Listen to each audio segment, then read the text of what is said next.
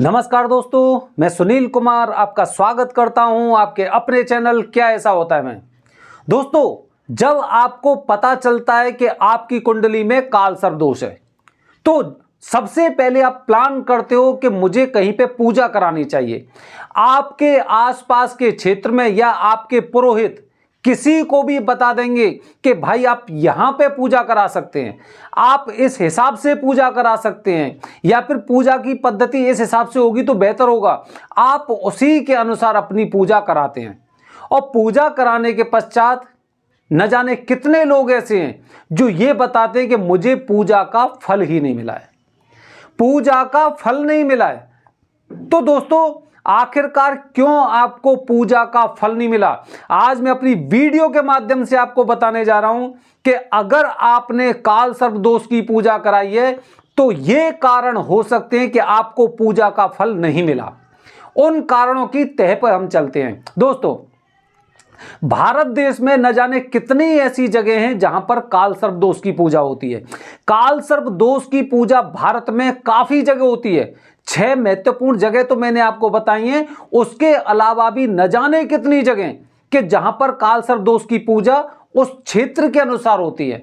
जैसे कि अगर मैं बात करूं आपसे, अगर मैं गुजरात के लोग ज्यादातर काल सर्प दोष की पूजा ना अपने घर के आसपास ही कराते हैं, अपने घर के आसपास ही कराते हैं, या फिर उनके आसपास जो नदी होती है नदी के तट पर वो पूजा कराते हैं। ठीक है। अच्छा, अगर मैं आपसे बात करता हूं उत्तराखंड की, तो उत्तराखंड में काफी लोग जटायु पट्टी पर, काफी लोग ब्रह्म कपाल मंदिर पे, काफी लोग त्रियोगी नारायण मंदिर पर, या फिर जो बहुत ही फेमस मंदिर हैं वहां पर वो लोग काल सर्प दोष की पूजा कराते हैं। ठीक है। अच्छा, तो दोस्तों, इसी तरह से जब आप काल सर्प दोष की पूजा, क्योंकि आपको तो उन सब बातों की जानकारी नहीं है, वो जानकारी नहीं है कि भाई काल सर्प दोष पूजा का फल कैसे मिलेगा, और जब फल के बारे में नहीं पता है, केवल आपको यह पता है कि भाई काल सर्प दोष की पूजा करवा लो शांति हो जाएगी बस, लेकिन वो पद्धति पूरी तरह से कि भाई उसका फल कैसे मिलेगा मुझे, क्योंकि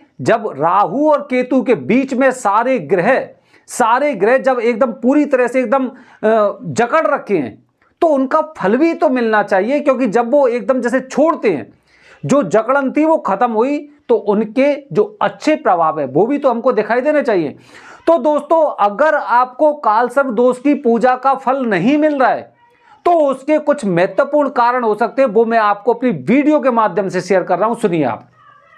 दोस्तों, सबसे पहली बात जैसे कि स्थान, मैं हर इंसान को, जिससे मेरी फोन पर बात होती है, मैंने हर इंसान को बताया है कि काल सर्प दोष की पूजा का सर्वोत्तम स्थान त्र्यंबकेश्वर है, सर्वोत्तम स्थान। उसके बावजूद भी लोग काल सर्प दोष की शांति कहीं पे भी करा लेते हैं। जहां पर किसी को बता दिया जाए कि भाई यहां पर आप काल सर्प दोष की पूजा करा लो, आप ऑनलाइन पूजा करा लो, आपके आसपास जो प्राचीन मंदिर है वहां पर पूजा करा लो, आप अपने घर में पूजा करा लो, तो दोस्तों वहां पर वो लोग पूजा करा लेते हैं। जैसे कि मैंने आपको 6 जगह बताई, 6 जगह में त्र्यंबकेश्वर एकमात्र ऐसा स्थान है जहां पर काल सर्प दोष से मुक्ति मिलती है, शांति नहीं, मुक्ति। और शांति के लिए आप उज्जैन में कराइए, आप उत्तराखंड में कराइए, हरिद्वार कराइए, चेन्नई में कराइए, जो मैंने आपको बताया वासुकी टेम्पल है, तो इस जगह आपको शांति मिल सकती है। और शांति मिलेगी तो मतलब उसके प्रभाव को खत्म करने के लिए, और मुक्ति का मतलब दोस्तों ये हो गया कि उससे पूरी तरह से एकदम निवारण तो हो गया, साथ में उसके अच्छे फल भी मिलेंगे।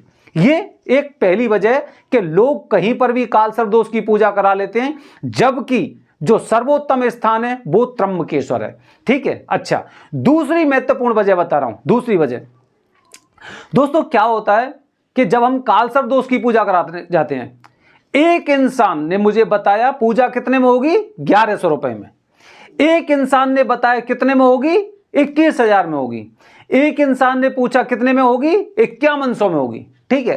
अब क्या हुआ, अब यह हुआ कि हमारा ध्यान केवल उन पैसों पे चलने लग रहा है कि भाई ये 21,000 की करा रहा है और ये 1100 रुपए में करा रहा है। ठीक है। अच्छा, जब इसी कैलकुलेशन में दिमाग चलता है तो हमारा पूजा में मन ही नहीं लगता है, क्योंकि अगर हम 1100 रुपए वाली कराते हैं तो हमें ऐसा लगता है कि जब ये पूजा ऐसी हुई तो हमें 11,000 वाली करानी चाहिए थी, और जब हम 11,000 वाली पूजा कराते हैं तो हमें ऐसा लगता है कि अरे ये पूजा तो 3-4 घंटे में ही खत्म हो गई, इससे अच्छा तो मैं 1100 रुपए वाली पूजा करा लेता। समझ रहे हैं?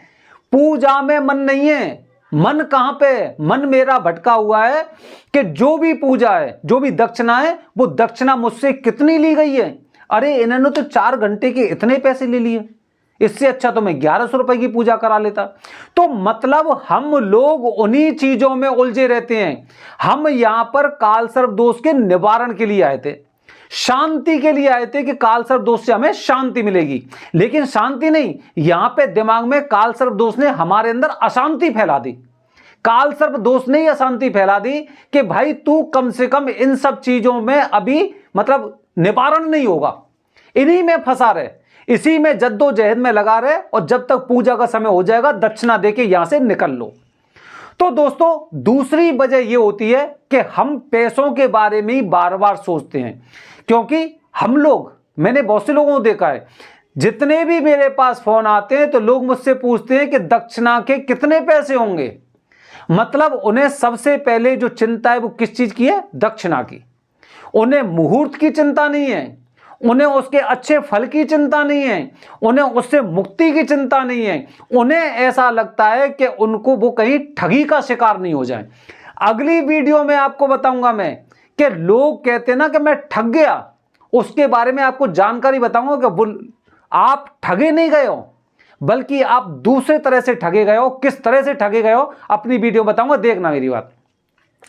तो दोस्तों दूसरी वजह यह होती है कि हम लोग, हमारा ध्यान पूरी तरह से वहां पे भ्रमित हो जाता है कि ये पूजा हमने जो कराई है वो 1100 वाली अच्छी है या 11,000 वाली अच्छी है। ठीक है, ये चीज हो गई। अच्छा, तीसरी वजह बता रहा हूं दोस्तों। तीसरी महत्वपूर्ण वजह ये होती है कि जैसे कि एक मेरे पास कमेंट आया था, उन्होंने बताया था जो घाट पर पूजा हो रही है वो 550 ले रहे हैं पंडा जी, जो पंडित जी महाराज हैं, पुरोहित हैं, वो 550 रुपए ले रहे हैं। और अगर आप अंदर पूजा करवा रहे हैं या फिर किसी वरदानी पंडित जी से पूजा करा रहे हैं तो वो उसके 21,000 ले रहे हैं।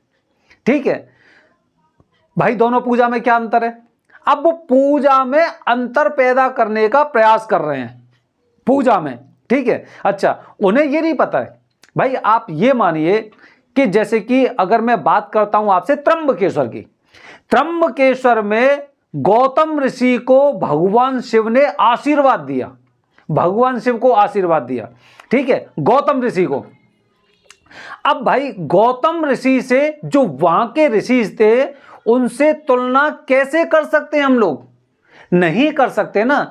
इसी तरह से जो घाट पे पंडित जी बैठे हुए हैं या फिर और जो वरदानी पंडित जी हैं उनसे आपस में तुलना नहीं हो सकती। चाहे भले ही भगवान शिव ने गौतम ऋषि को आशीर्वाद दिया था, लेकिन उस क्षेत्र में जितने भी जो मुनि थे, जो साधु थे, उन पर बराबर की कृपा नहीं रही। मतलब जो आशीर्वाद गौतम ऋषि को मिला था वो आशीर्वाद उस समय किसी को नहीं मिला था। तो इसीलिए गौतम ऋषि से आप किसी और मुनि की तुलना नहीं कर सकते। इसी प्रकार हम लोग सस्ते के चक्कर में, क्योंकि हमें ना कालसर्प दोष से मुक्ति चाहिए, और मुक्ति नहीं चाहिए बल्कि बहुत सस्ते में मुक्ति चाहिए। हम तो ये सोच रहे हैं कि पंडित जी हमें कुछ और पैसे दे दें मुक्ति के लिए तो हम वो भी करवा लें।